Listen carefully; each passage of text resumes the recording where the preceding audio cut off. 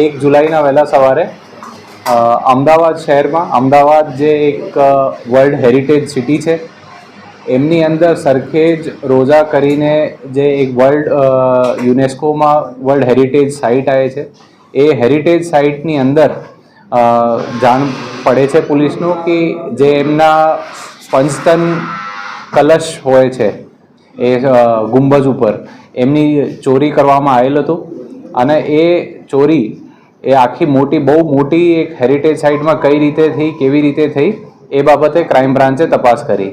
એમાં crime branch દ્વારા જુદા જુદા બાતમીના આધારે તેમજ તકનીકી ઉપકરણો આધારે એમના આરોપીઓનો શોધખોળ કરવામાં આવી અને ગુના ડિટેક્ટ કરવામાં આવ્યો અને આપણે રિકવરી કરવામાં આવી. એ જે સરખેજ રોજા ગુંબજ છે એમનો એક્રોપોલિસ ઓફ અમદાવાદ નામે એ યુનેસ્કોની લિસ્ટમાં પ્રખ્યાત પણ છે. એ શોધવા માટે અને એનાલિસિસ કરવા માટે ક્રાઇમ બ્રાન્ચ દ્વારા ડ્રોનોનો પણ ઉપયોગ કરવામાં આવ્યો, કેમ કે આ જે વિસ્તાર છે એ આજુબાજુ કોઈ રહેણાંક વિસ્તાર નથી અને બહુ એક મોટા વિશાળકાય જગ્યા છે. તો એ કરીને પોલીસ દ્વારા જુદા જુદા જગ્યાઓ રેડો પાડવામાં આવી અને એ રેડોના આધારે મુદ્દામાલની રિકવરી કરવામાં આવી અને સાથે 4 આરોપીઓની અટકાયત પણ કરવામાં આવેલી છે અને અમુક આરોપી હજી પકડવા ઉપર બાકી છે.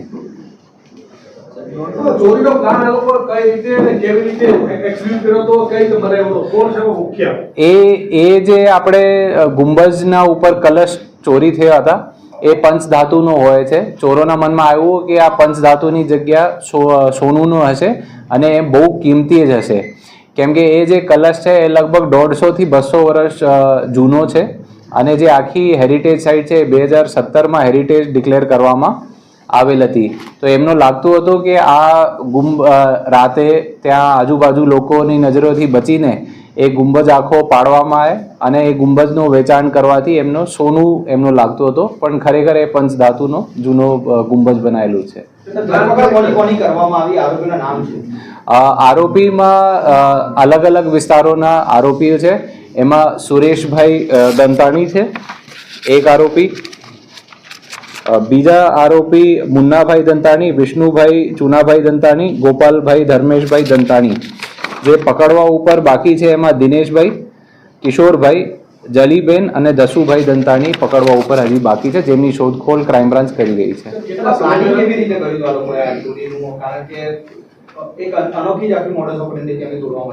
એ લોકો દ્વારા મોટા એક દોરડા બાંધીને એક ખૂબ જ લાંબા દોરડા બાંધીને એ કલશ ઉપર ફેંકવામાં આવેલું હતું ને ઘણા ડિસ્ટન્સથી એ કલશ ખેંચીને પાડવામાં આવ્યું હતું અને એ કલશ લીધા પછી એ લોકોના એમના મૂળ સ્વરૂપ જે કલશ હતા પંચધાતુના એમના જુદા જુદા ભાગલામાં તોડવામાં આવેલું હતું.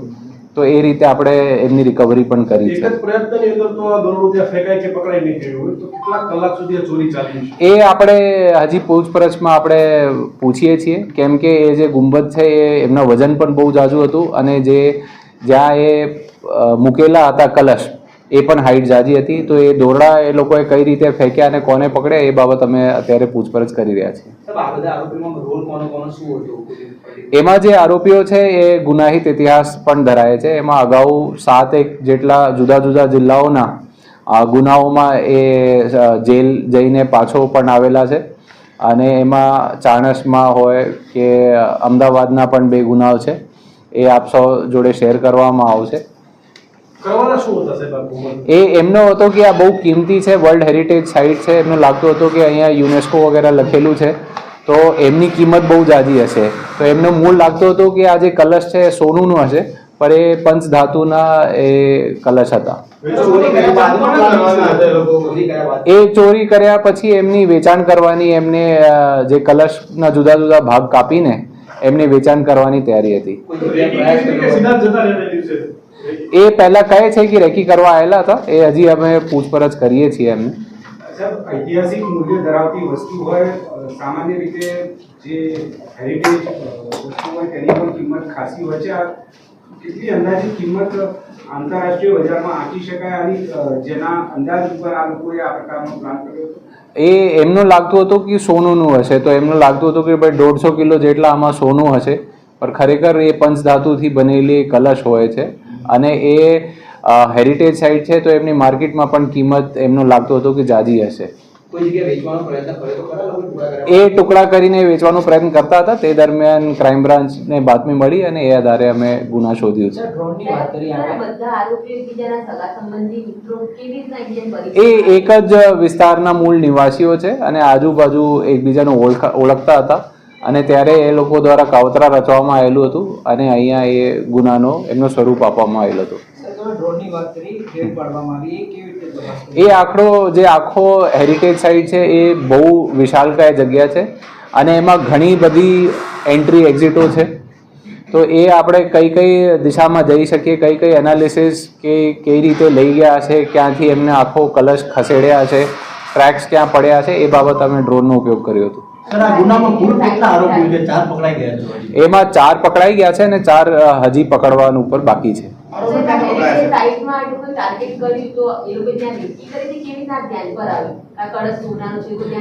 એ પહેલા એમને રેકી કરેલી છે અને કેટલી વખત રેકી કરેલી છે અને કઈ રીતે રેકી કરી છે એ પૂછપરછનો વિષય છે. અત્યારે તપાસ ચાલુ છે.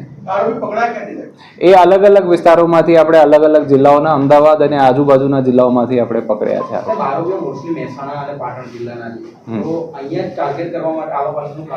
નહીં, અગાઉ પણ એ અમદાવાદમાં જે પ્રેસ નોટ આપ સૌ જોડે શેર કરવામાં આવેલું છે, એ અગાઉ અમદાવાદમાં પણ એક ચોરી કરી ચૂક્યા છે. તો એ અમદાવાદના વિસ્તારથી વાકેફ છે.